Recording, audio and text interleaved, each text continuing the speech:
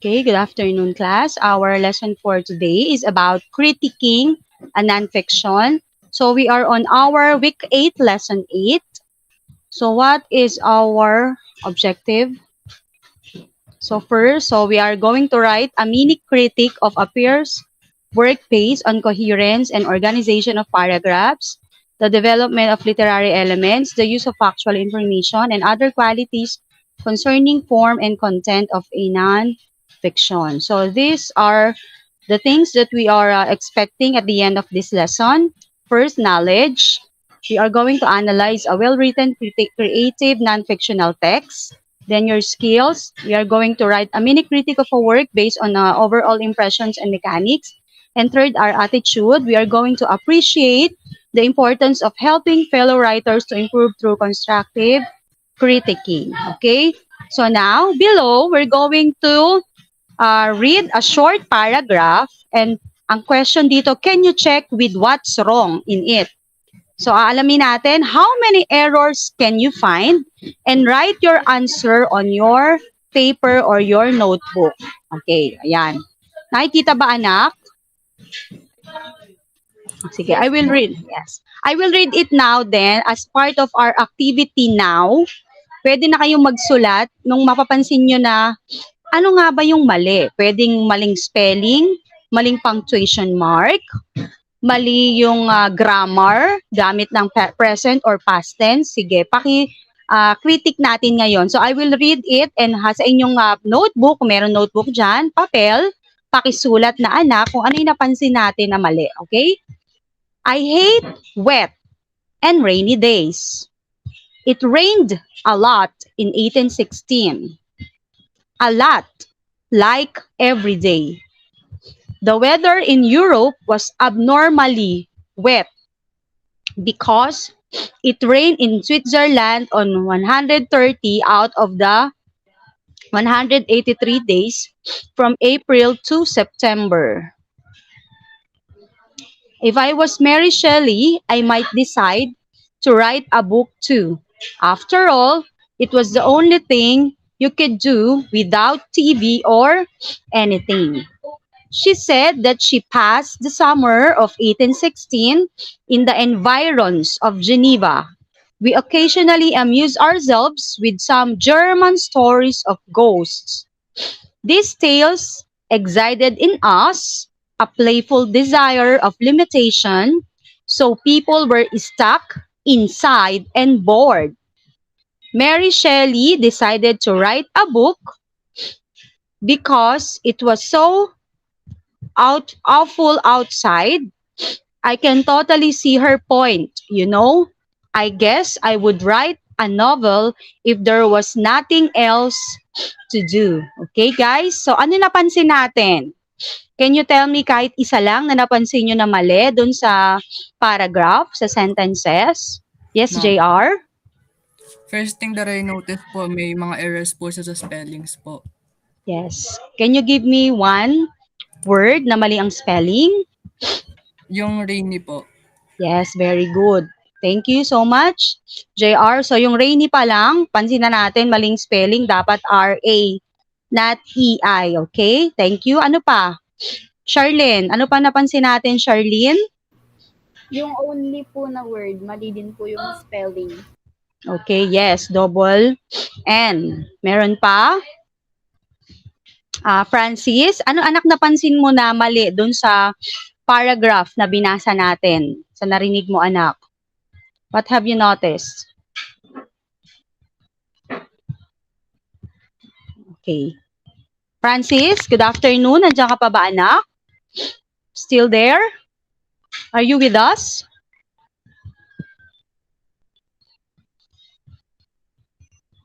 Mukhang hindi tayo naririnig ni Francis. Okay, so pansin natin, let us notice, no? May mga wrong spelling, yes. Ano pa? There are also some punctuation marks error na nagamit. So let us see. I'll just click the presentation. Here, you will notice the red words or the red punctuations. You can also give additional a word that you might notice. For example, yan, abnormally wet. We can decide to replace the word abnormally with the unusual, unusually, or not ordinary, because it rained in Switzerland. Rained. So, ginamit is past tense, rained. When pwedeng gamitin because it is raining in Switzerland on 130 out of the 183 days. Then, mapansin natin, dun sa before natin, yung it na to ay big letter din yan. So, kaya naka-red dyan. Dapat siya ay small lang. Dun sa unang sentence natin na pinakita, it was capital letter. Then, the word only, double N, mali yung ano natin. Ayan, madalas gamitin yung infinite. Saan ba natin dapat ginagamit yung infinite period na to? Dapat ba sa ganyan sa mga sentences? Then, yung excited in us, this tales excited in us. Or pwedeng sabihin natin, this tales excites us in a playful desire of imitation. Tapos yung because, mali yung spelling. Then what is the difference of using would and will? No? I guess I would write, or I guess I will write a novel if there was nothing else to do. Based on what I have researched, when we said I would, it will be just part of your future imagination. While when we're use will, there's a will na gagawin natin. We'll be going to do it, not just part of the imagination. Okay? Is there any question in our small critique? Can we continue now? Yes Yes po. po. Okay, so that's example of critiquing. Okay? So introduction. My first experience with the critic group was over 20 years ago. So it was a unique experience, so let me tell you what happened. I was seated with an old messy classroom when my drill sergeant began passing out booklets. This is a copy of the newest Air Defense Artillery Manual. He barked while rhythmically placing the books on each desk.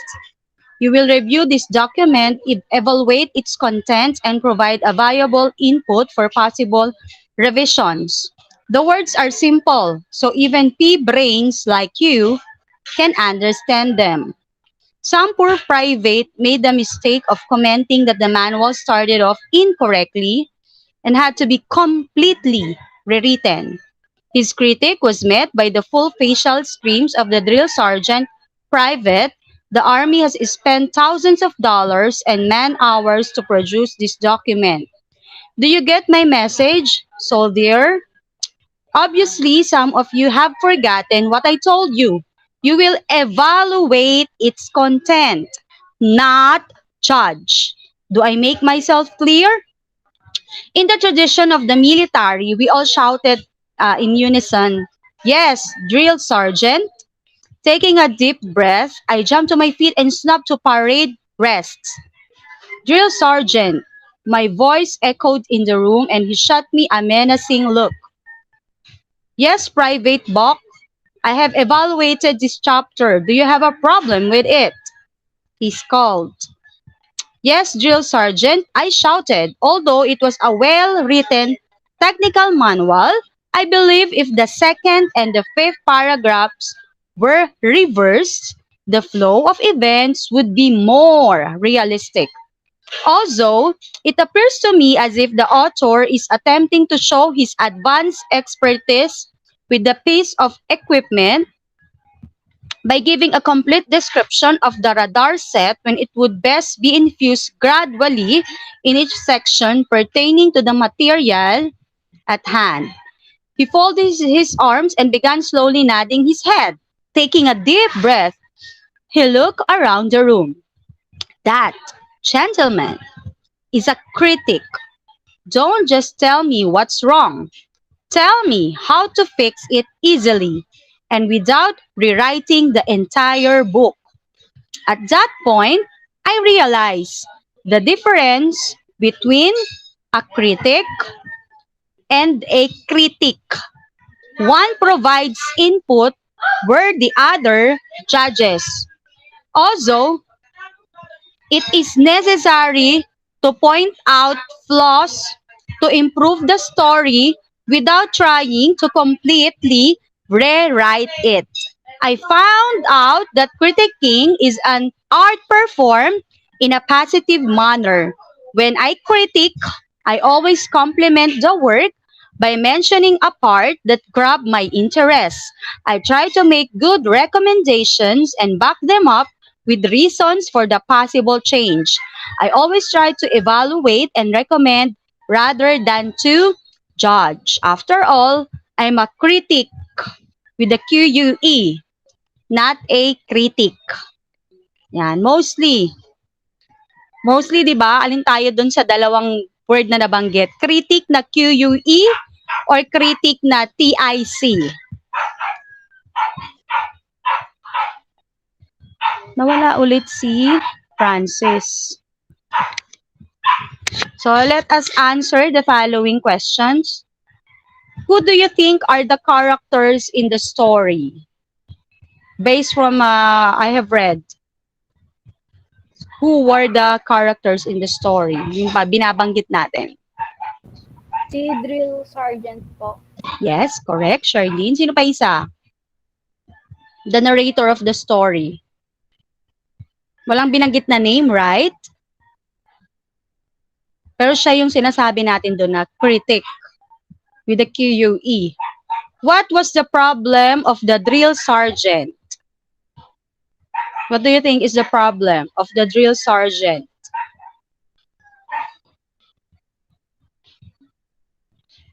Haven't we understand? So the problem of the drill sergeant, he wanted the soldier or the critics To to, understand po what is the difference between critic and critic. yes, thank you so much. And also, gusto niya, no, nabasahin yung book and malaman ano yung comment nila about dun sa book na yon. Ayan, no, what was the first comment about the copy of the newest defense artillery manual? It was actually a manual at gusto ni drill sergeant ay magbigay ng comment yung mga babasa, no? So ano yung unang naging comment dun sa copy, about the copy of the newest air defense artillery manual? Anong sabi ng mga unang nagbasa nito? They were saying na dapat daw ay i-revise yung buong libro. Ganon yung ginawa nilang pag-critic. Ulitin daw lahat. Para bang sinabing mali lahat yung libro. What was the drill sergeant happy about it? Why? Sa palagay nyo, happy ba si drill sergeant sa sinabi na ulitin daw yung buong book? Yung buong manual? Hindi No po. po. Okay, JR. Yes, si JR. Gusto kong marinig yung sagot ni JR. Ma'am, no po. Yes, bakit anak no?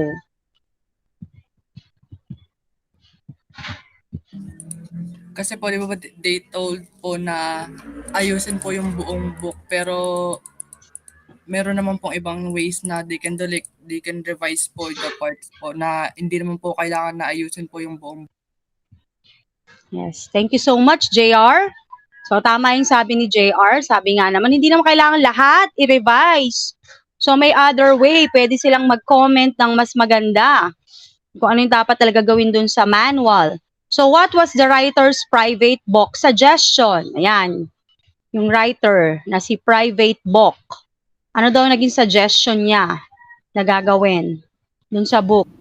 Na-revise lang po yung specific na paragraphs para po kasi dun lang naman po yung may mali.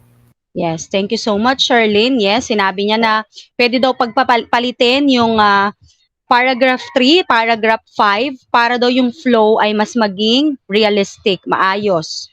Yung flow nung pagkakasunod-sunod. Was the drill sergeant happy about his suggestion? Why?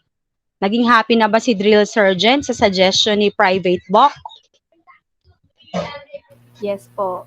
Yes, Charlene, thank you. Siyempre, happy na siya kasi nakita niya na may sense yung sinasabi at hindi lahat babaguhin. Yun lang talagang particularly part na kailangang ayusin, i-revise. O now, question ko sa inyo, how would you now differentiate a critic from a critic na C? Dun sa critic na QUE. That's our lesson.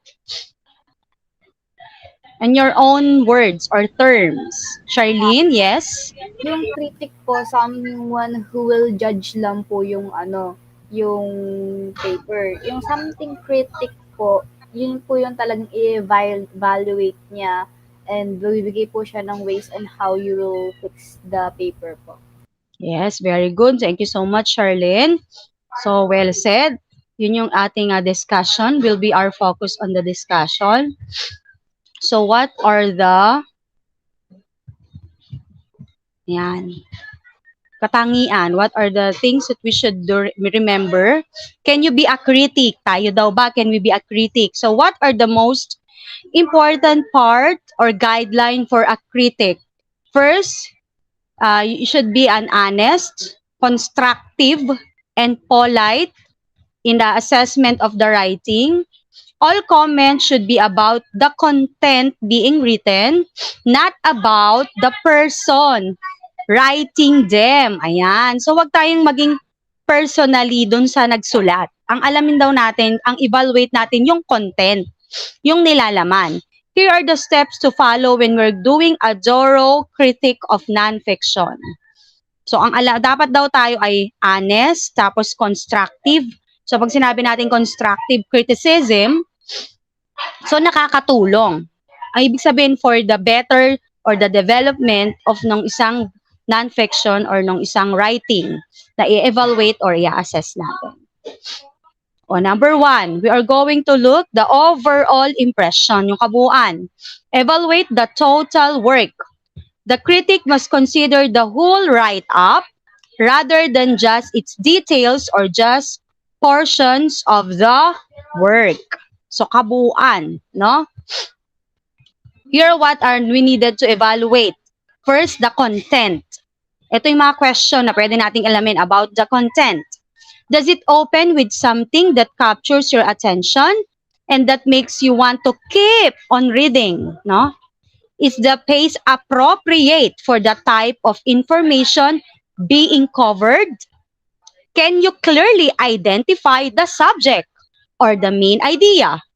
Is the main idea supported by the evidence, the anecdotes, the interviews, viewpoints, or some other method? So when we're talking about the content, we're going to evaluate all those necessary supported evidences. So we're going to check the anecdotes, the interview, the viewpoints, if there were these supported evidences about the subject or the main idea. And taalamin natin, appropriate ba yung mga information na covered nung writing na binabasa natin.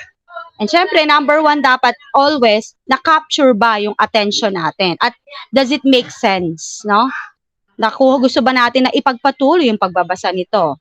Letter B, audience. So, pag sa audience, is it clear who the target audience is for the book? So, dapat clearly, para ba kanino yung book na to? Is it for the youth or the children or the middle adult or the oldies, no?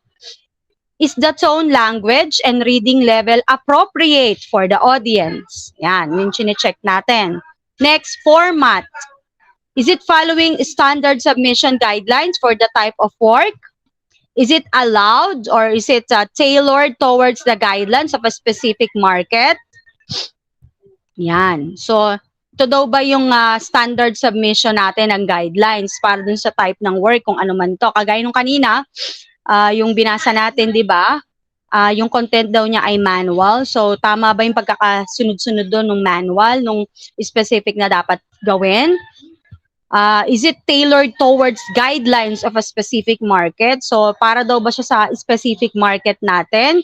Is it organized logically so the reader can follow the development of the topic or progression of the events? So, dapat laging nasa logical events yung pagkakasunod-sunod ng topic, no? Yung the development of topic. Merong progression from beginning until the end.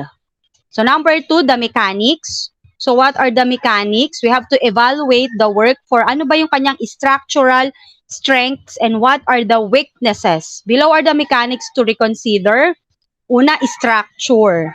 So where paragraphs and the sentence are appropriate in length for the type of information presented. Baka mamaya sobrang haba ng information na hindi na siya hindi siya hindi chunk tawag doon, hindi siya nakahati-hati or divided into groups. 'Di ba? Pag meron tayong mga paragraphs, dapat yun hindi sobrang haba ng paragraph. Hati-hati pa din yung paragraph kung ano lang yung mga part by part na dapat. Would varying their length add the interest or adjust the pace more effectively. So pag hati-hati natin appropriately yung isang paragraph na hindi siya 10 to 20 sentences sa isang basahan mo lang, chunk kasi siya, sobrang dami. So dapat appropriate na yung hati niya is pwedeng 5 sentences lang in a paragraph, tas yung haba niya ay sakto lang para mas maging effective sa ating reader pag binasa natin, mas catch yung attention natin at mas maunawaan natin, no? Does the choice of words feel appropriate? Ayan pa.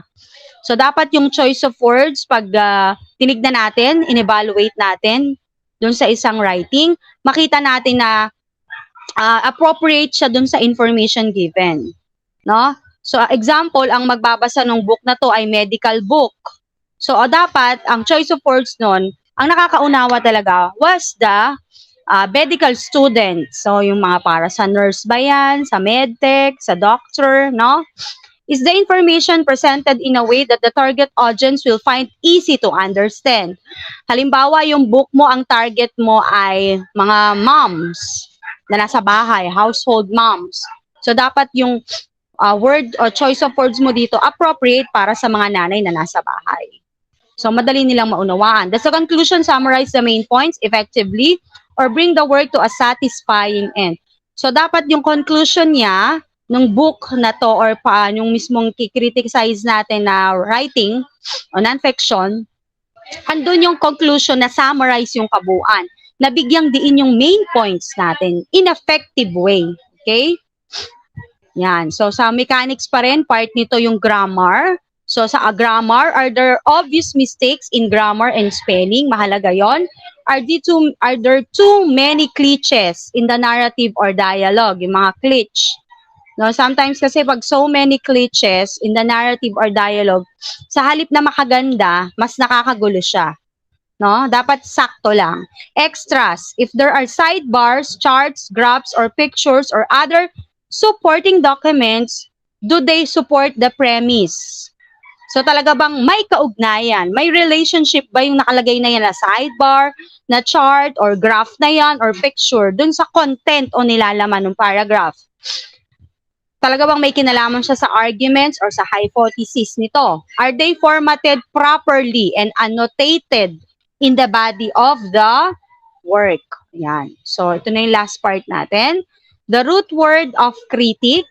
The term critic derives from a via French from ancient Greek na ayan, kritike, meaning the faculty of judgment, that is discerning the value of persons or things. Ayan. Do we have some question, mga anak, regarding sa ating small discussion? Is there any question? Yes? Pwedeng mag-raise ng hand? Wala po. JR, Francis. Wala po. Okay, thank you so much. So, I'll just stop our recording. Okay, thank you so much. Sana sa mga nanonood ng ating short video na to, pwede tayong mag-subscribe, mag-like sa aking YouTube channel.